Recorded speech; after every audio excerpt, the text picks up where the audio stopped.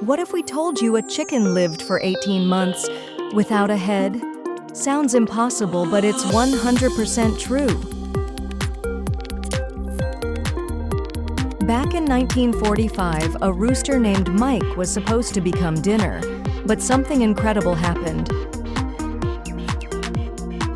When the farmer chopped off Mike's head, he missed the brainstem, the part that controls breathing and reflexes. Because the brainstem remained, Mike could still breathe, move, and balance.